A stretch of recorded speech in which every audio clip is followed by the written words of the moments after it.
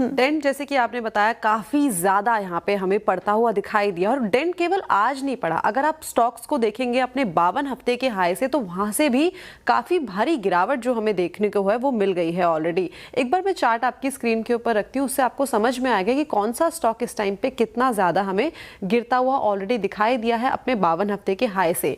देखिए, सबसे पहले बात करी जाए पीसी ज्वेलर्स की, तो 55% का डेंट हमें यहाँ पे पड़ता हुआ दिखाई दिया है। कल्याण ज्वेलर्स में करीबन 44% की कमजोरी, टीबीजेड में 20% की कमजोरी देखने को मिली है। मुथूट फाइनेंस में बात करें, टाइटन में बात करें, तो यहाँ पे भी हमें कमजोरी काफी ज्यादा देखने को मिली है। अब अगर हम बात करें सोने की, तो सोने में देखिए अपने हाई से करीब 14% की गिरावट जो है वो देखने को ऑलरेडी मिल गई है। चांदी में तो ये जो गिरावट है काफी ज्यादा बढ़ती हुई दिखाई दी है। चांदी करीबन अपने हाई से 45% तक लुढ़कता हुआ दिखाई दिया है। और आज हम जानते हैं कि एमफी का डेटा आया था। डेटा में ये देखा गया कि पहली बार 2026 में गोल्ड ईटीएफ में हमें करीबन 750 करोड़ का जो आउटफ्लो है वो देखने को मिला है, और लगातार चौथा महीना है जहां पे सिल्वर ईटीएफ में हमें एक जो आउटफ्लो है वो देखने को मिल रहा है।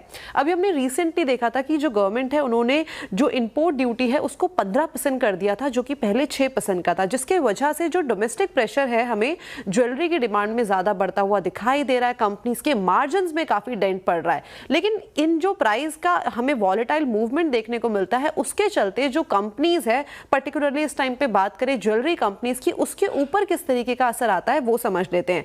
देखिए, कंपनी पहले जो अपनी इन्वेंट्री भर लेती है हायर प्राइस जिस टाइम पे होते हैं, उसके वजह से जो अनसोल्ड इन्वेंट्री होती है उससे कंपनी की जो बैलेंस शीट है वहां पे काफी भारी असर आता हुआ दिखाई देता है। और साथ ही साथ जो फुटफॉल अगर हम देखें तो वहां पे भी इतना कोई अच्छा खासा क्रेज इस टाइम पे आता हुआ नहीं दिखाई दे रहा है, जिसके चलते कंपनी के मार्जिन काफी दबाव में बने हुए हैं। यही नहीं बल्कि जो इंपोर्ट ड्यूटी है उसके चलते भी बहुत सारे जो प्रोक्यूरमेंट के कॉस्ट है वो बढ़ते हुए दिखाई देते हैं, और हर बार कंपनी जो है ना अपने बायर्स को ये जो कॉस्ट है पास ऑन करती हुई नहीं दिखाई देती है। अब बात इस टाइम पे करी जाए गोल्ड फाइनेंस कंपनीज की, तो वहां पे देखिए गिरते सोने के दाम से जो सोना प्लेज करा हुआ है उसकी जो वैल्यू है वो घटती है। आरबीआई के 75% एलटीवी रूल से जो एनपीए का रिस्क है वो काफी ज्यादा बढ़ गया है। पर ग्राम मिलने वाला जो लोन है वो घट सकता है।